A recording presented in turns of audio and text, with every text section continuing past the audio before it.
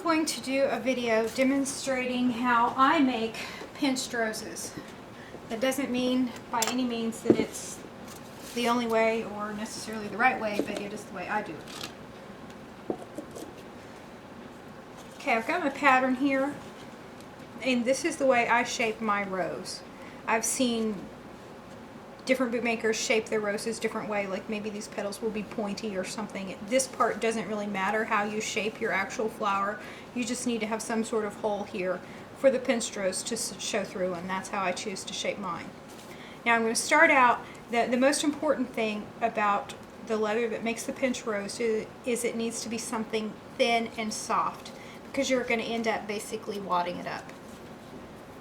So this is a thin, soft kangaroo that I'm using for the rose, and I just like to start out with a nice big circle.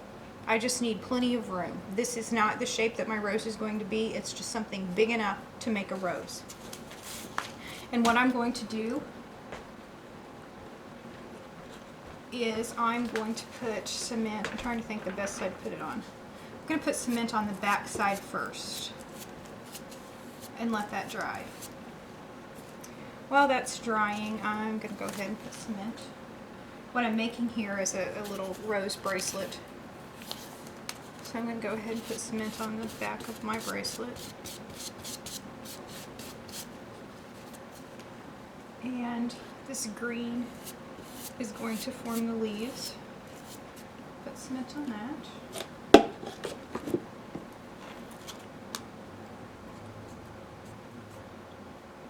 I need this to dry completely before I can work with it again.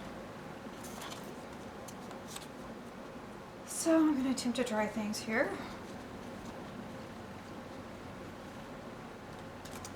I'll go ahead and put my green piece in to make the rose petals.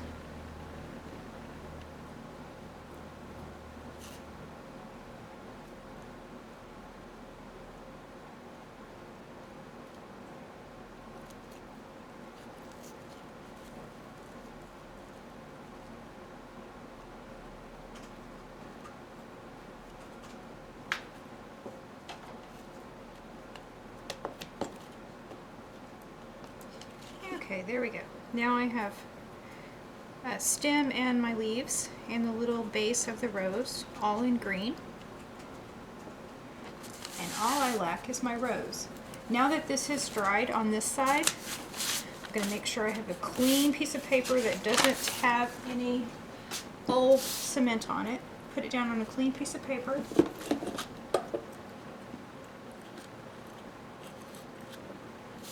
And put cement on the other side and let it dry. So I want it to have cement on both sides. Make sure this is clean. Once I've got cement on both sides and they're both dry, and what I do is I just kind of take hold of it in the middle and just kind of twist it and fold it up. I like, and again this is just personal preference, but I like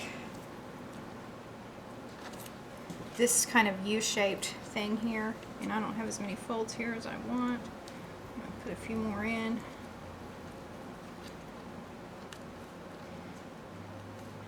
So you can basically squish this up any way you wish. That's what you're looking for, is some nice folds. And it'll stick because you have cement on both sides. There's not really a right or wrong there. You can develop your own preference for folding it or just wad it up and see what happens every single time, or have a certain way you do it, but basically you just want some folds in there. Now this piece, this is my inlay piece to go behind the rose, and I've cut a paper pattern for how I want that shaped. So now that I have some wadded up leather here, I'm going to lay this inlay piece over these folds, and I'm going to trace around it.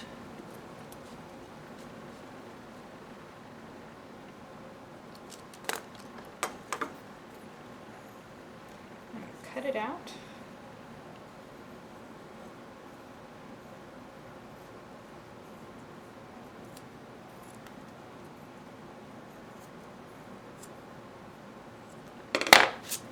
So this is what's going to become my rose. Now I'm going to take it and I'm going to carefully skive it from the front. And I want this skive to be pretty narrow because it's from the front, and so if I make it too wide, it will show when I lay it into my bracelet.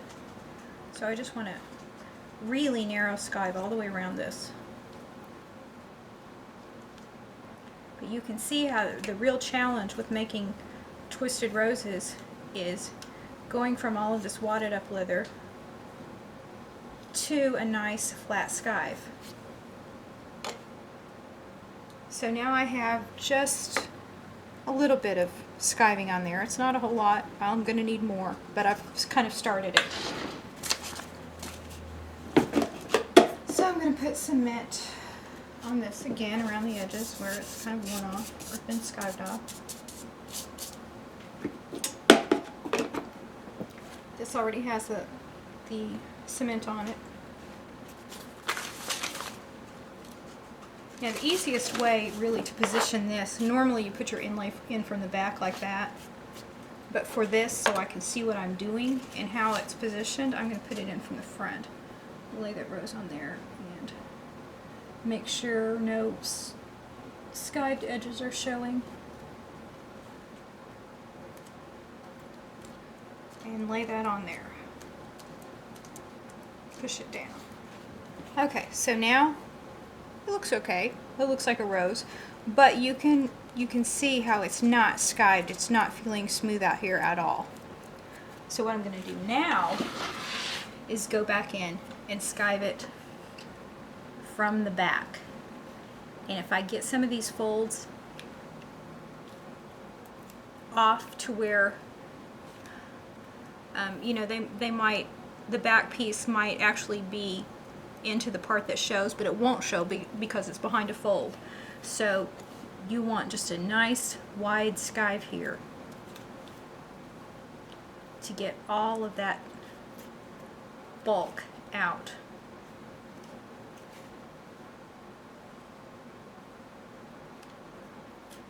And this is the one place I don't normally like using the long flexible bladed skiving knives. One of my bob beard knives is my favorite knife for skiving, but for this you really do need this long flexible blade to get in there without cutting off a bunch of stuff that you don't want to cut off.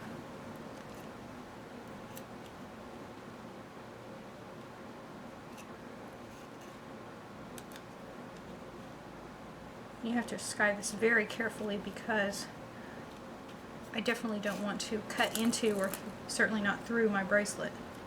So I'm just kind of feeling my way around here.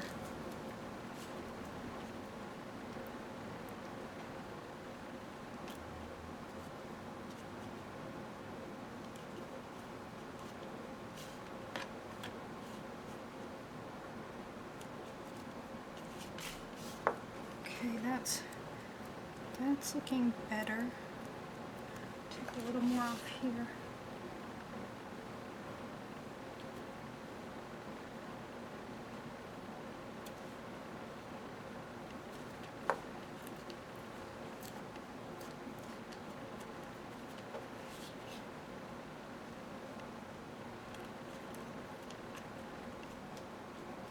Okay, that feels pretty good. So now I've got it all smoothed out. Oh, there's a piece I don't like.